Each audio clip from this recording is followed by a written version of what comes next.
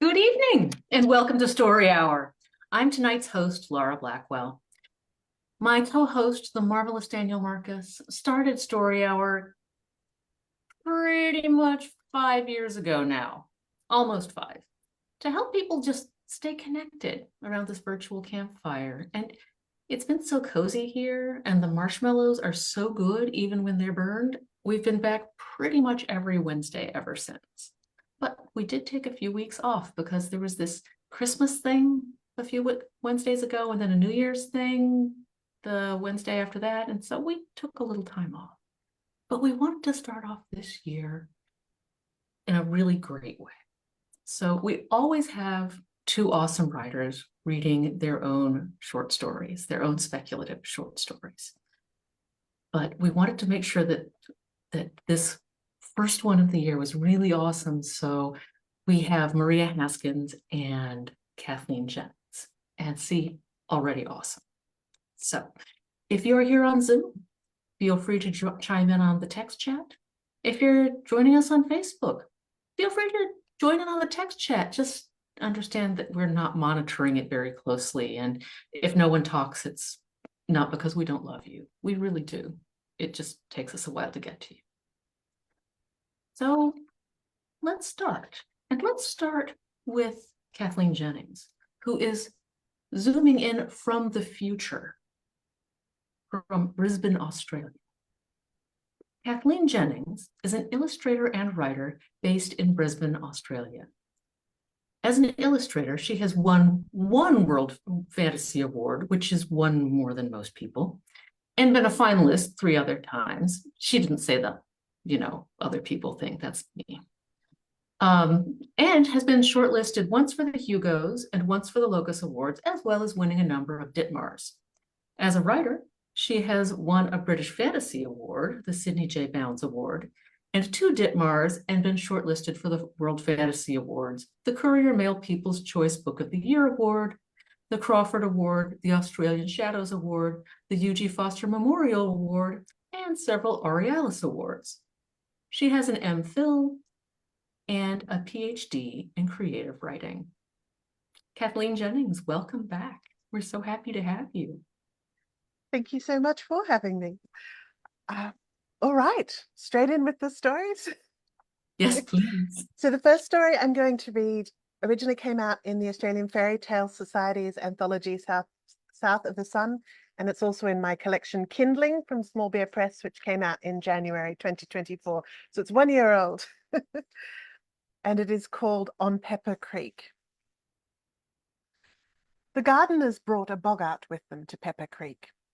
It's stowed away in the great tarred and corded chest they brought from the old country, bundled in with Mrs. Gardiner's Irish linen and the silver coffee pot with its pattern of vines, hidden like Mr. Gardiner's past.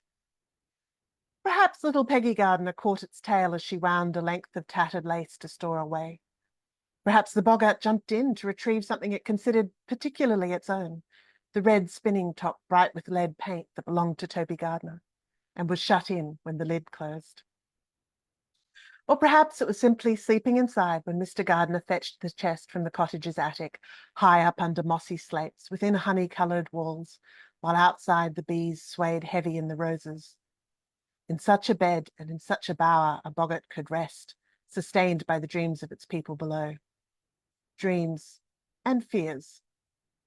For it is possible the boggart only chose to remember the old house and the old country so, as a place diamond-paned, pollen-dusted, from which one must be dragged unwillingly away.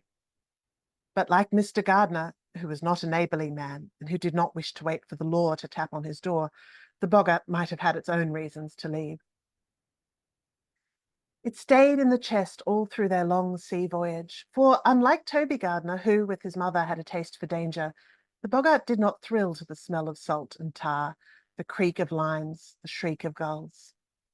It did not emerge when the chest was swung and dragged ashore into a vicious young city, where the masts of ships were higher than the buildings and the shops full of traps and guns and gold miners' shovels, and where Peggy Gardiner, who, like her father, had a taste for plunder, looked about with delight. If the boggart sneezed as fine dust sifted into the chest on the long foundering journey by bullock, dray and cart, No one heard over the swearing and lowing. But when at last the gardeners reached Pepper Creek, the boggart spied it out of the chest, peeked through the gaps in the wall of the slab hut, and realized a terrible mistake had been made. Mrs. Gardner had inherited the land and the hut from her brother. Her husband, for all her hopes and his adventures, had not made them rich, and this was the only fortune they had. One might ask from whom Mrs. Gardner's brother had acquired the land, for even such as the Gardners like to imagine they are civilized and rely upon contracts and leases and the arguments of gold when it suits their purposes. Certainly someone had lived there before, for vegetables had been planted near Pepper Creek, although the Gardners, who were not accustomed to tilling the earth, did not recognize the leaves and trod them underfoot. But the Gardners did not ask. And when the boggart climbed up to where, in a better regulated land, its pleasant attic had been, it found itself on a bark roof. It looked around at a wilderness of stars, a galaxy of trees, and was afraid. For in the old country, where one constantly risks treading on the hem of a neighbour's coat, or as the case might be, the end of its tail, the boggart had made a luxury of solitude and of stealing, souring, and mocking. It had not suspected it could be lonely. This house, however, had no ghost-steadied foundations, no comfortable chimneys full of the voices of centuries, no ample cellars stocked with dry darkness and fine aged horrors. It did not even have the taste of its family's history, no hint of Mrs. Gardner's brother's fate, save a smell like grit-scoured bone. Worse, the straggling pale trees outside the hut, the marshy hollow near Pepper Creek, and the dream-dark water to which the Gardners laid claim were already inhabited. There were animals, of course, and birds, nonsensical chortlers and bounders. But other creatures lived there too, like none the boggart had known, and these were not spirits to be quarrelled with and cowed and banished to another place. Vast and wounded and bewildered, at twilight they keened and sang in the dry grass, and at night they howled shrill and guttural in the branches. By day they dragged twig-thin fingers over the bark of the hut. Like loose sand in the breezes they hissed, This is what will happen if your people are beaten and driven away out of the good soil, away from the sweet water and the bones of their many great-grandparents. This loss, this terrible sorrow, is what will become of you soon, soon. Such behaviour was not polite. It was not done. In the old country, boggart kind ignored each other as best they could and respected each place, marsh or house, as a castle, inviolate. Humans, too, took care not to see, always holding up lights and speaking in loud voices so that one had time to get out of the way. But in this whispering, shivering world of untrimmed, slender-leaved trees and walls through which the moon could peer, the boggart felt utterly visible, pinned, wriggling down by the great blue glass of the sky. For a little while, the boggart planned to get the Gardners away, back to the distant cottage where things had surely been better. But there was hardly scope to play at its old tricks or torment the Gardners into leaving. So little food here to sour, so many noises already in the night.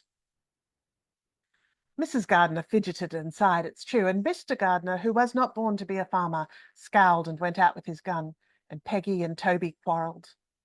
The Gardners spoke of the old country. They dreamed of it. They feared the wide bush and the tight rations. They wanted gold and ease, and had been used to taking what they could. But home was too far away now. There was nothing here for the Gardners but poverty and punishment. And the boggart's heart, to be honest, was not in its old tricks, for always outside they were watching, and there was a hunger there. Soon, they murmured, and the boggart did not ask how such beings measured time. It fretted and worried. Hush, it willed at the Gardners. Be quiet, it whispered against their dreams. Tread lightly. There are things out there bigger and older and more watchful than you, and they are angry. Each axeful, each gunshot, each comfortable cat's bit of logs on the simple hearth made it jump, and always the air through the chinks in the walls sounded like breathing. The boggart clung to the Gardners. It was a breeze against an apron, a furring of burrs on a trouser leg, smoke from the fire winding against ankles. When the Gardners went down to Pepper Creek to fetch water or wash, the boggart whisked after them and bristled at the lean and low-bellied creatures below the water and in the branches above, which watched with a grim patience too vast for a boggart to contain or understand. At night it patrolled the hut, meeting fiercely through the spaces in the walls the amused, aloof gazers of them out there. Once or twice Mr. Gardiner thought absently that he saw a child stagger across the earth floor clinging to his wife's skirts. Had she not been prettier once? Until he remembered Peggy and Toby were grown taller than that. It was a trick of the light, and he did not like it. He missed high roads, rich and easy as they had been before the constabulary plagued them, and hard gambling before the players grew wise to his ways with the cards. He did not care for this hut and these trees and this honest family life. Mrs. Gardiner remembered a cat she had once had in the old cottage. When she was half asleep with weariness and boredom, she fancied it perched with a twitching tail on one of the spindly chairs Mr. Gardiner, who was not a carpenter, had built. Once, when a twig snapped outside, she even thought she woke to needle-sharp claws pricking her shoulder. Peggy and Toby glimpsed the boggart too, and blamed each other and fought, for apart from anything else, there were no fresh adventures to be had here, no neighbouring children to torment, no tin soldiers to steal, no marbles to annex, no noses to bloody. They were all eating their hearts out for something more. The boggart grew thin and mangy. How it wished it had stepped out of the chest in that young and stinking city, where there had at least been new milk and new stone houses, and where there must have already been a few of its own kind. Decent, well-brought-up boggarts who minded their place. If only it had slithered out of the chest and hidden in the belly of the ship. Yes, great sea spirits reeking of fish and blubber had pressed against the hull, humming rude remarks and working at the ship's seams with watery fingers. But the ship's rat-burgles had dashed and snapped and sneered at them. That might have been a fine life for a boggart, part of that bold crew. Oh, best of all, if only it had stayed behind in that golden cottage, hung with flowering vines and attended by fat bees, where oak and ivy and holly had grown glossy and green, and where fat, comfortable cows leaned against stones carved by ancestors of the gardeners, when the boggart's own greatest grandmothers had been spry. For in the memory of the boggart, as in the memory of the gardeners, the steady grey rain of the old country had become soft as a woolen shawl, the bitter snows bright as sugar, chilblains and close quarters, superiority and hunger, the workhouse and the prison, and what will become of Toby if he grows wilder, and what will become of Peggy if she speaks her mind, had shrunk almost entirely into the distance. As for what those who were there first made of all this, you would have to speak to them. They might not have tried to drown Peggy when she went to swim, but they did not lift a talon to help when a sunken branch caught at her and she barely fought free. They did not perhaps spook the horse when Toby tried to ride it, but there was laughter in the treetops when he fell. And in the weeds, if they were weeds, that choked the new garden, and the branches, if they were branches, that clawed Mr. Gardiner's face when he rode for supplies to the far distant town, if that is where he went, the boggart suspected their hand. Oh, the boggart was not cut out for such a life. It was meant to make comfortable mischief, not wear itself to the bone protecting a family as thankless as the gardeners, while fears soured its stomach and sent hot rashes of panic across its back. But the hut was crowded with fears and dreams, and at last the boggart took hold of them and began to spin itself a nest. There was only one place to build. The great chest was now the base of the sole table in the hut. It had never been unpacked, for what call was there here for Irish linen or silver or tattered lace? The boggart wisped back in and began to weave together hopes and wishes, shadows and longings. It turned and rustled, heedless of the noise, for always outside it heard soon, soon. It did not wish to hear any more. Mrs. Gardiner noticed the sounds. There's something in that chest, she murmured to herself. She cleared the table of its beaded fly netting, enamelled tin plates and clutter of spurs and playing cards and damper crumbs, for the gardeners had never got round to building a shelf in the hut, and the boggart had given up stealing. Odd to imagine that anything could be in that chest and alive after so many months, although there were stories of toads that lived for centuries trapped in stones. Her fingers were bloodied before she pried up the nails that held the chest closed, but Mrs. Gardiner had learned not to mind a little blood. She had a neat way with a bullet hole, and could mend nearly invisibly the tears left by a blade, and clean gore from gold as tidily as picking the monogram off a silk handkerchief. Oh, the smell that rose to meet her, the soft, cold sweetness of old linen with cracked wands of lavender nestled in its folds, a warmth like the memory of a cat on a warm stone, the sugary decay of paper in which the yards of lace had been wrapped for Peggy Gardner's wedding, perhaps, even such as the Gardners know how to hope. Below that, a stem of silver, although surely the handle of a coffee pot could not put out buds. And lower still, where there should have been blankets and winter clothes, dark and dry against her raw hands, was a drift of rose petals. She did not remember scattering those in the chest. Mrs. Gardner leaned further in until the petals covered her hands to the wrists. Beneath them she felt the cool, clasped blossoms of fresh flowers. She was elbow deep now, and then up to her shoulders. She heard the sweet, simple tune of a blackbird. Then she was over the side and gone entirely. When Peggy and Toby came indoors, they called for their mother and for their father too. Mr. Gardner saw the open chest, the dead flowers drifting on the floor, the prints of bloodied hands. He knew of such things. Vanishings and violence were the spice of his old wild life. "Stay here. Don't let anyone in," he told the children. Then he rode off into the trees, shouting Mrs. Gardner's name. He was not a man to go for help. The great creatures watched and murmured. The leaves shifted like a smile. "Look," said Peggy, peering into the chest, "your old spinning top." It was a baby's toy, but red as uniforms and banners and poppies. When Peggy spun it on the lid of the chest, it rattled like a recruiting drum. "What else is there?" said Toby, and bent over the side. The cloth and paper were rucked up like waves on the wide sea, and through the holes in the hut's roof a beam of sunlight struck foam white, gold bright from the silver pot. There was a smell of salt and tar, rum and kelp, as if something of the ship had got into the chest after all. "I can hear the sea," said Toby. "Let me," cried Peggy, and shouldered him aside. Squabbling and shoving, they burrowed down, searching for adventure and treasure. When Mr. Gardner returned, night was rising from the dry earth. The oil lamp burned, lighting his way home, for the boggart minded its duties.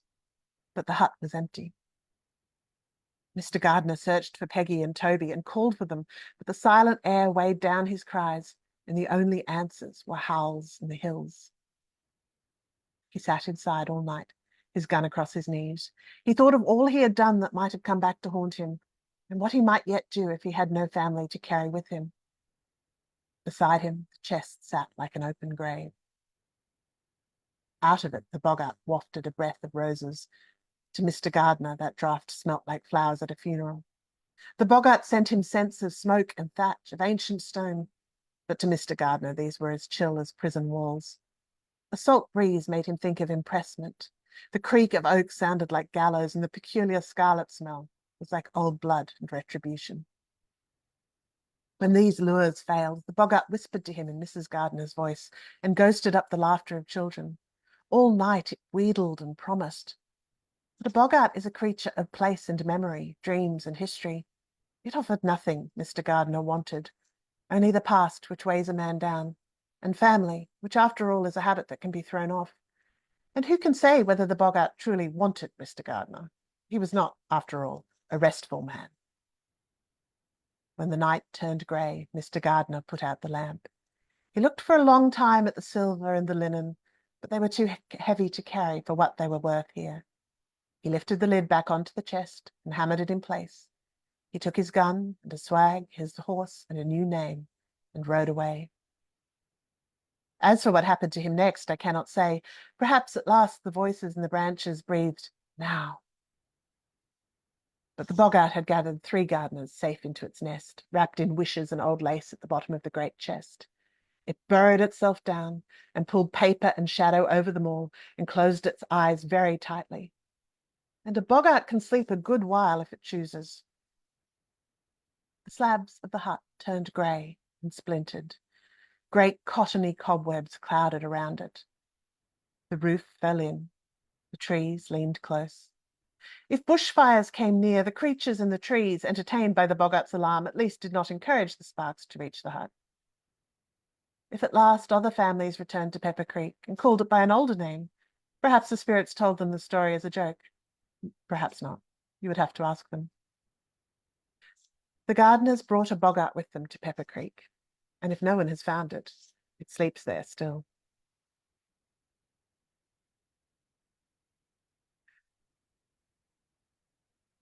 And So that's on Pepper Creek. And I have another little piece here called Some Ways to Retell a Fairy Tale, which was first published in an academic journal and was then published on Tor.com, now Reactor. And I will begin it now. Some ways to retell a fairy tale. Follow the story exactly. Follow on, look behind, before. Tell the other side, or reveal that everyone was mistaken, or that events are true, but the meaning forgotten, or that the events change meaning if you shift them, depending on the consequences, or that a setting changes meaning if a story takes place in it. Make the mythic mundane, the mundane mythic, or make the story itself a space, a sanctuary, a refuge outside of time to think and breathe before returning to the world, an interlude to recover, rediscover, be wounded, be lost, take heart, have it cut out. Or make the tale a presence that observes and pursues, that lopes alongside, that can be perceived in the world, that intervenes in it, that you must be rescued from, that you can turn to, that can be summoned. Little house, little house. Or riff on the story, tell it backwards, turn it through, embroider it, weave it jacquard-wise through an other tale, or wrap its husk around an other story, or look very closely at what's already there and dissect it, and stitch it together better, or worse, or wrong, or lean hard on its bruises, or change its moods, or hook, chain, tie, yoke it to other tales, or linger, or drop a particular person into a role, or toss the story into another genre, or take all the ornaments from it and hang them on something quite different. Ennoble it, humble it, pull its teeth, give it claws, send it to find its own fortune, to rescue its brothers. Make it a guardian for your children, or make it into a mask, or look behind one, or run beside the tale, breathless, or consider the devastation, or delight, or minor inconveniences left in its wake, or trace the logical consequences or the unexpected ones, or add a flavor, or dissolve the story into wine and drink it, drip poison into it and give it to another, sharpen it to a knife's edge and hold it to a throat, fashion it into a key, open the door you were not meant to open, ask the one question you must never ask, solve its riddles, tighten its laces, tighten the screws, add another stone to the weight, to the cairn, mark graves with this story, dig graves with it, bury it, wait to see what comes up. Or adjust one dial, kaleidoscope it, telescope it, tell something that almost looks like a story you knew but isn't quite, or make it necessarily universal or achingly particular, or a window, or a door, or a table, or a bed, or a lie. Or disclose that a part of history can be seen as this story, or through the lens of this story, or keep the story unchanged but play it in a different key, tell it in a different voice, use it to prick a conscience or a finger, get distracted by something shining on the ground while the story parades past on the horizon. Add blood, add fire, add love, take all of that away. Find the bones of the story, grind them for bread, bury them under a tree, and listen to hear what will sing in those branches. Make 3 attempts at retelling it, or 7, or 12, dangle it in a stream, use it to keep curses at bay, use it to call witches, use it as a map, fail to rely on it, be failed by it, build a mythology out of it, make it jazz, punk, rock and roll, smash its icons, strip it for parts, make a mosaic, a shanty, a mansion, a coat, a spell. Fit it for speed, steal its names, its breath, demand it keeps its promise, keep a promise for it, or to it, or with it. Be faithless, be faithful, take it in, let it rest by the fire and eat from your plate. Name it, or be named by it, or give it your name. Find it in the ashes and raise it up. Find it on a doorstep and raise it as your own. Give it a chance to find its own feet. Provide it with dancing shoes, iron shoes, shoes that burn or cut. Trade it for something better. Hunt it through all the woods of the world. Call cities forests too. Launch it into orbit. Toss it like a ball. Play marbles with a dozen tails. Play cat's cradle. Let out its seams. Make it over. Hand it down. Hand it back. Recreate its earliest form. Crawl through it like a passage through time, like a tunnel under a wall. Use it to undermine a fortification. Use it as shade in summer, burrow into it for the winter, gnaw its carcass in a den, carry it out of doors and pile it with others into a barricade, wave the story from the walls, burn it in effigy, or paint it like a picket fence. drop it behind you like white stones, unravel it like a red thread, recreate it in marble, mud, gingerbread, attach legs to it, brood on it to see what will hatch, flee from its basilisk offspring, stumble into a mirage, stumble over the tail itself, fall down its stairs, fall up its stairs, solve its murder, send its characters off to fight crime, to fight wars, set them free, turn them loose, wind them up and let them go, listen at doors. Fold the story so small it could fit in a hazelnut. Make it into 3 gowns. Give it to the person who asks. Hide your heart in it. Hide someone else's heart in it. Practice divination with its entrails. Cut off its head and nail it over the gate. Give someone what they asked for or deserved or wanted. Give them what they needed. Give yourself what you lost. Grant wishes. Grant the story's wishes. Make it all better. Make it so much worse. Dress in its fashion. Adopt its speech. Remove its voice, give it someone else's. Steal a rose from its garden. Look in its distorting mirror. Cut the tail out of paper. See if it floats. See if it flies. Burn it to see what appears in its smoke. Burn it to keep warm. Fold it into new shapes. Make it an invitation, an accusation, a warning notice, a wanted poster, a challenge, a serenade, a prescription.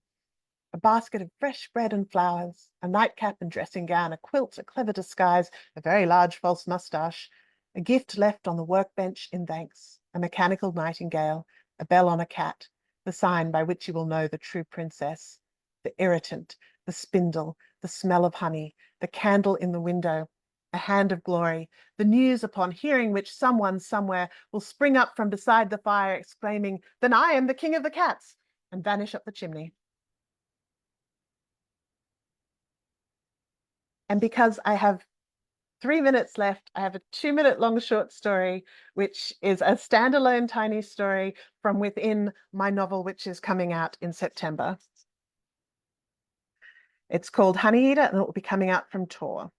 The story is called Wind Chimes.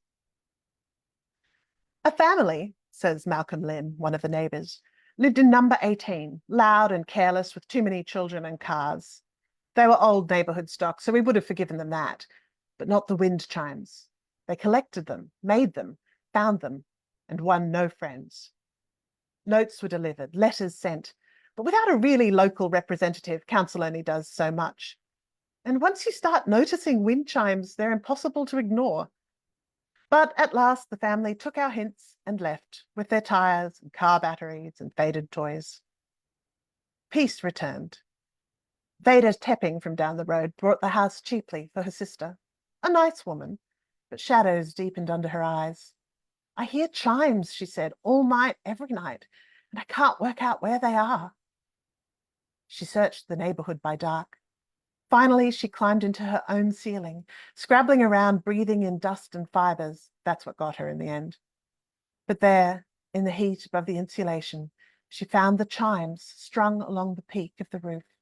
A jangling spine. Tubes, weights, and bells. She threw them in the bins with a crash like thunder. They clanged again into the garbage truck next day, and that was the end of the chimes at number 18. But what wind was it that rang through her ceiling every night?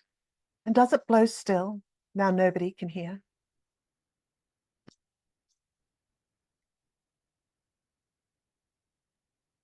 Okay, what's the release date for the novel again? September this year. Okay, and the title is HONEYEATER, all one word, like the birds. Honey. HONEYEATER. Oh, they're so pretty. I love those. So Thank you very much. I love Flyaway, so I'm really excited to have another novel. Thank you. Me too. Oh, great. You'll have to come back and show us the cover when you have it. When I have it, I certainly will. If you wouldn't mind. I'm sure I can manage that. That would be amazing. I love your stories. And I love the way the way the way the second story you read is a story about stories that's using the stories as tropes, but it's also sort of instructional, and it just gets you thinking about all the ways you can remix and reinvent, and it still does end up being fresh. you so much. And I wanted to do that. I read about 500 short stories over the last 2 years, and it was a love letter to those. Very much all the stories I was reading. So wonderful. And a lot more fun than just leafing through Brewers, although that's fun too. Ah, thank Thank you you. so much. Everyone, that was Kathleen Jennings. It is our way at Story Hour to just take a moment between the two readers to let the first stories sink in and ready ourselves for more, for something different.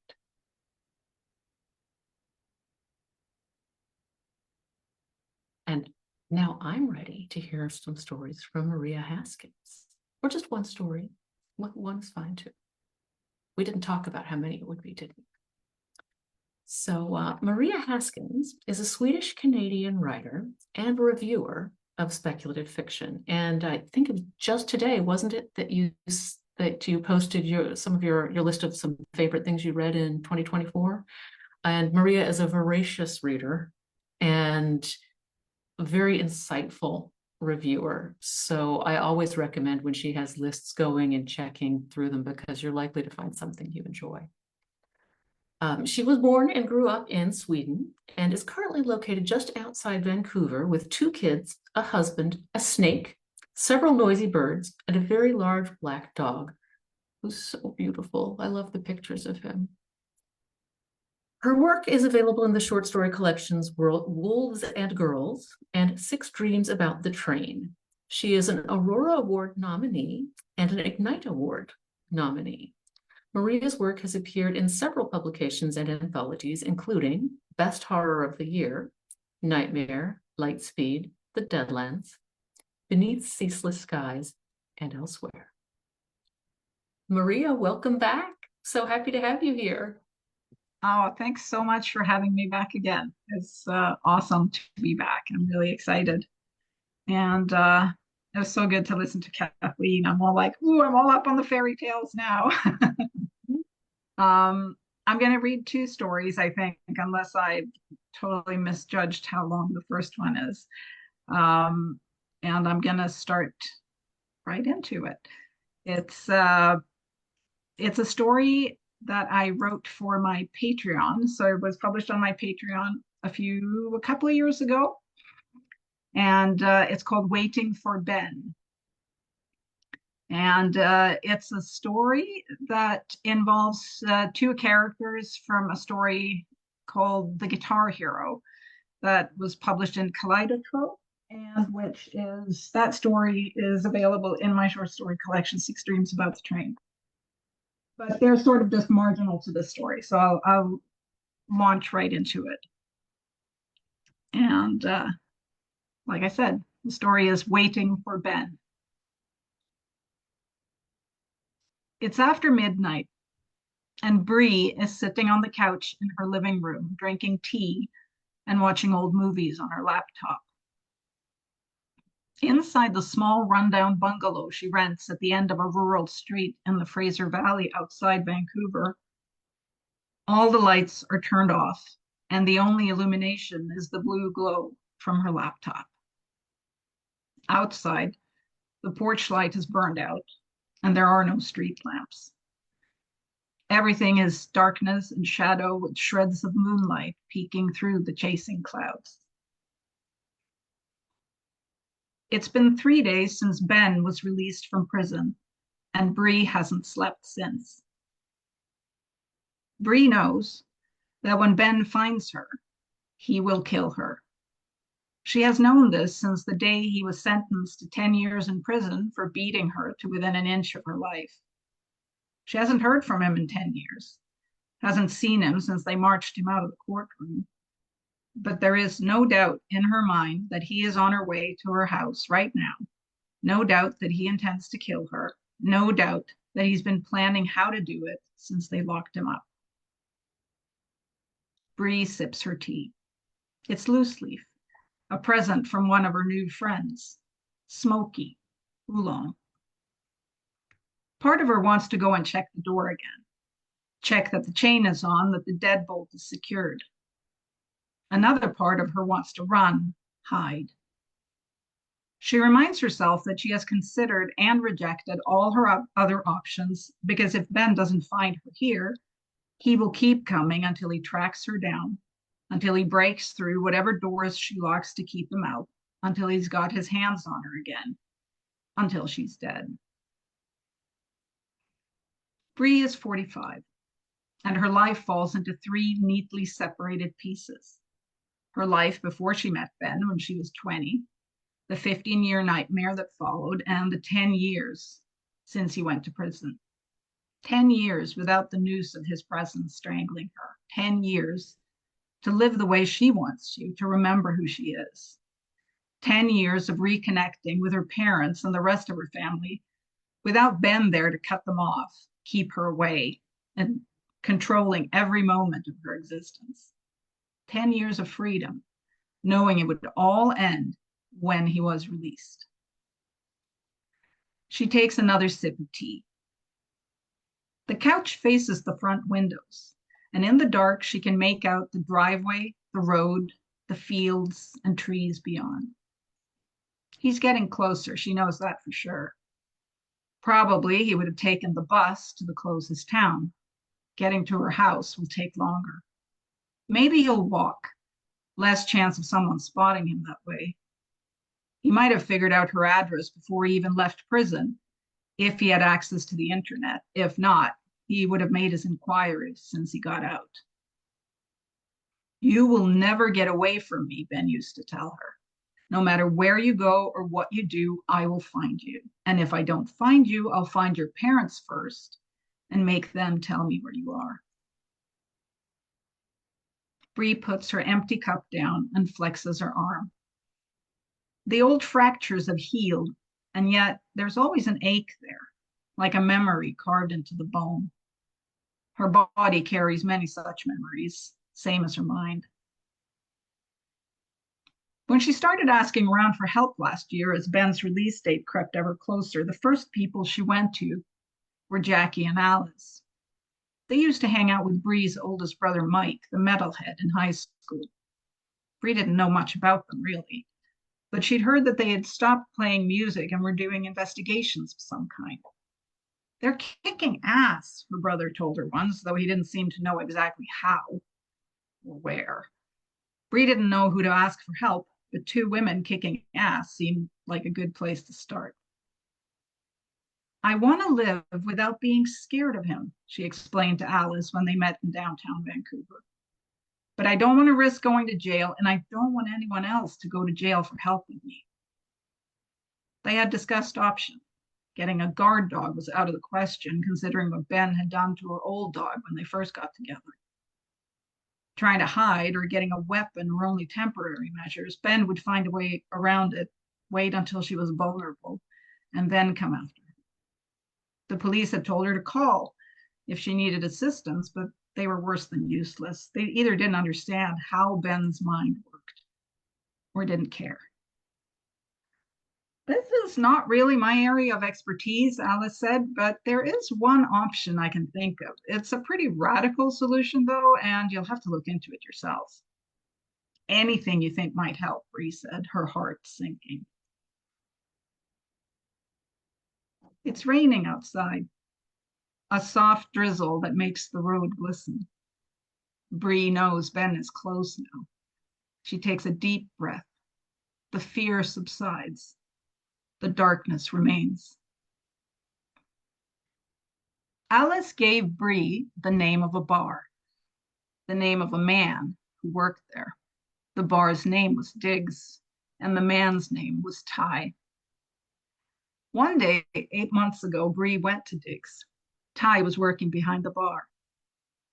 He was an odd one, tall and grizzled, all muscle and sinew, left arm ending in a stump just above the wrist. Bree told him Alice sent her and said what Alice had told her to say, that she had a serious domestic situation that needed to be taken care of. After she had explained the details to Ty in the bar's back room, he was quiet for a long time.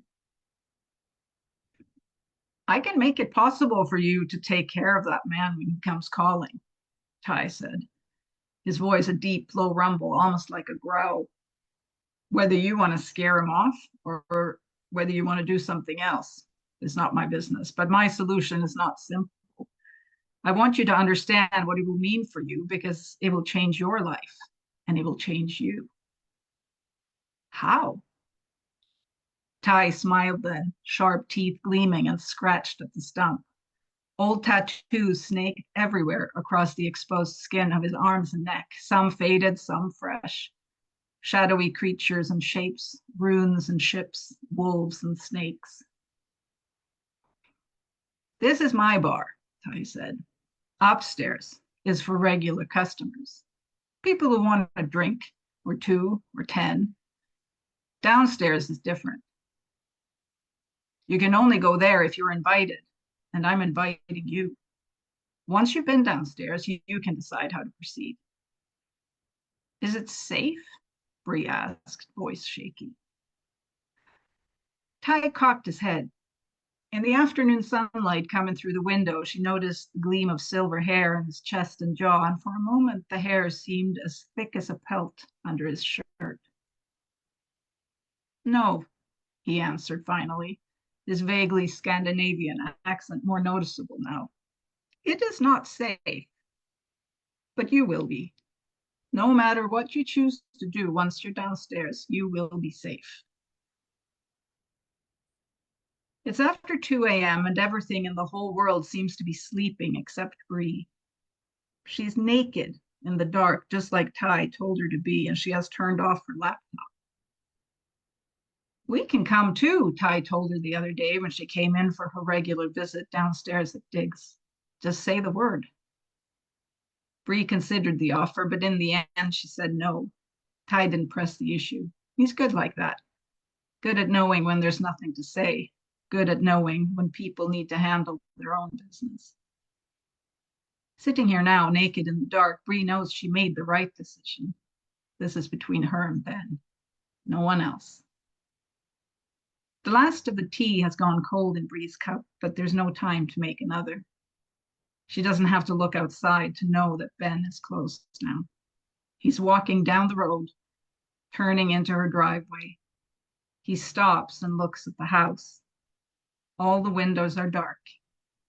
He thinks she's sleeping.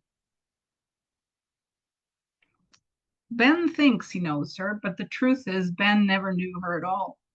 He only ever knew what he wanted her to be, what he forced her to become. He never knew who she really was back then, and he has no idea who she is now. He doesn't know what happens downstairs at Diggs. He doesn't know the choice she made when Ty showed her what she could become. He doesn't know she's gone hunting with Ty's pack every month since that first night at Diggs. Deer, mostly. A moose one time when they took a road trip up north.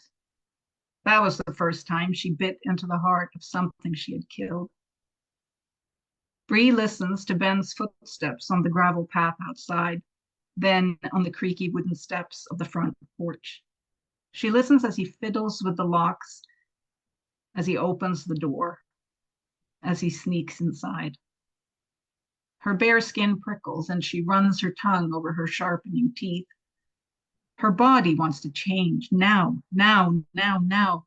and it's difficult to hold back, to control the fur and fangs and claws, and yet she waits. She waits because she wants Ben to see. She waits because she wants him to understand.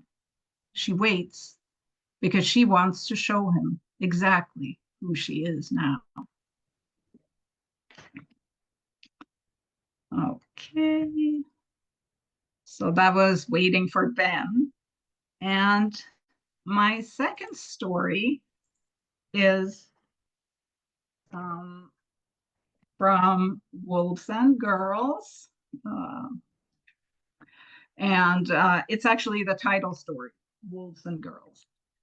So more wolves. And I was thinking about that I had decided to read the story when Kathleen was reading her second piece, because this is very much a way to take a fairy tale and use the bits of it in a different way.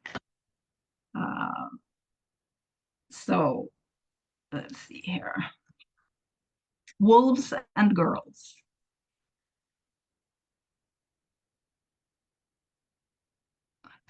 Sorry, just arranging my documents here so I can actually read something. The wolf always dies. The girl always lives. That's what Dad tells Gwen when he closes the book of fairy tales right before the story ends. Then he tucks her into bed, and no matter how Gwen pleads, he never reads the ending. She knows it can't be as easy as a dead wolf and a living girl.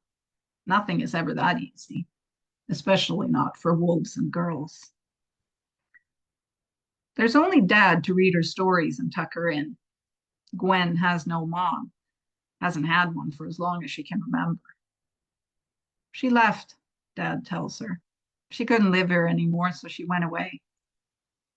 Couldn't she have stayed for my sake? Gwen asks, kicking the legs of the table, pouring syrup on her griddle cakes at breakfast. Dad shrugs and says that sometimes it's better to leave than to stay and become something you don't want to be. In the cedar chest in Dad's room, Gwen finds the only thing Mom left behind, a red cloak, hooded, that smells of flowers and snow. She hugs it close, feeling the soft woolen weave against her skin, feeling the absence of the body that is not inside. Why would she leave without her cloak, she asks. Too many bad memories left in the pockets, Dad answers without looking at Gwen, even though the cloak has no pockets.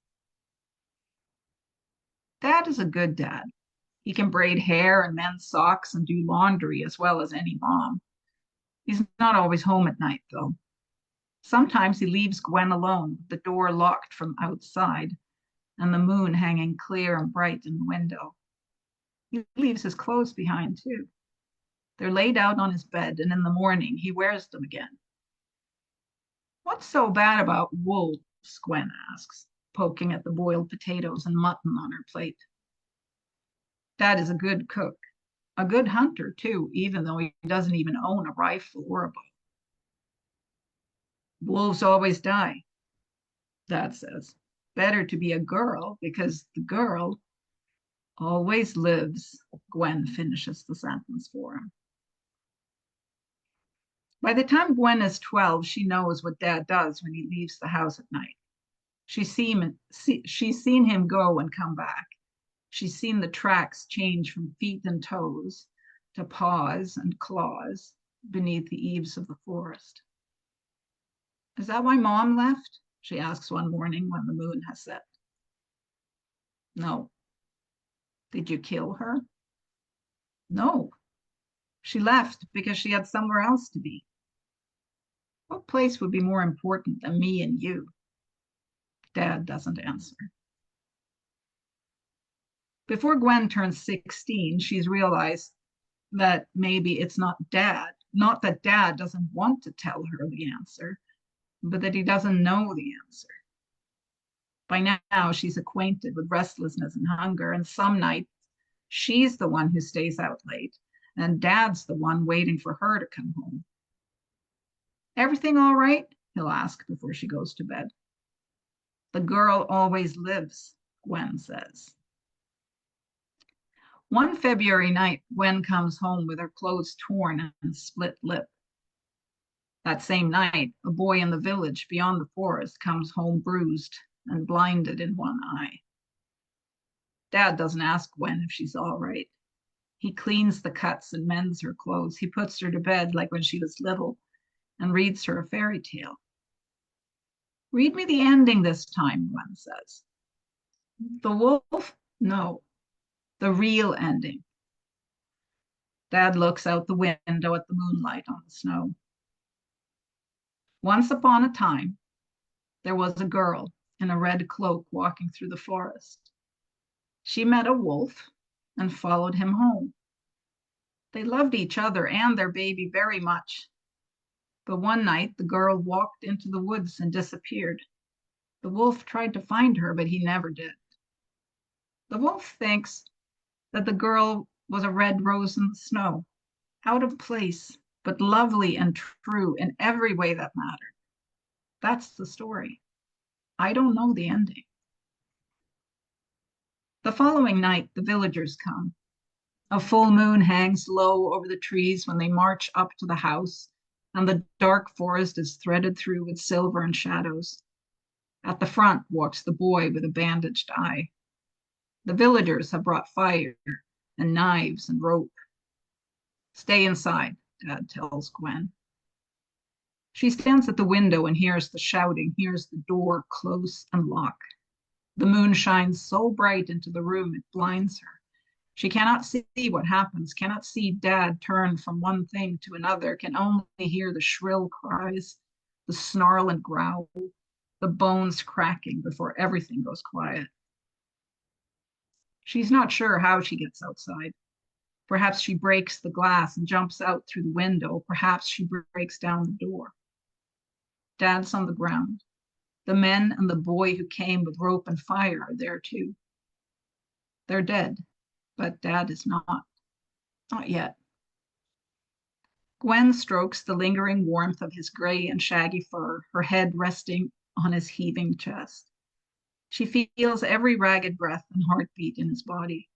She sees the fur turn back to skin, the fangs change to teeth, the paw she holds stretch into a hand again. The wolf always dies, Dad whispers. Gwen knows what he wants her to say, but it's hard to speak the words.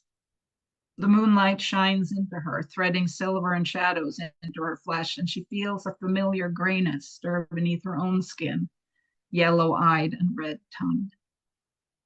The girl always lives. But what if you're wolf and girl, Dad? What then? Dad doesn't answer.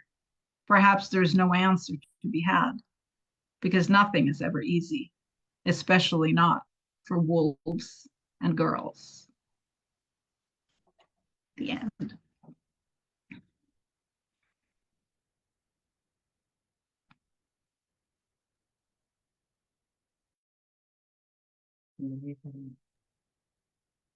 And it's great because I have Kathleen's video up and I got to see her grinning at all of the really intense parts like I tend to. So that was fun. Oh, gosh.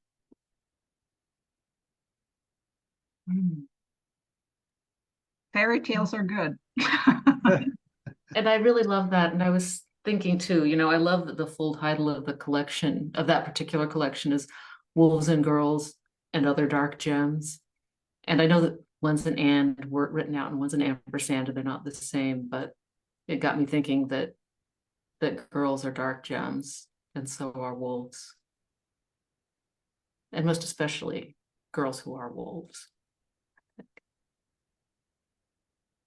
So thank you very much, Kathleen Jennings and Maria Haskins, for making sure that Story Hour got off to a good start in 2025.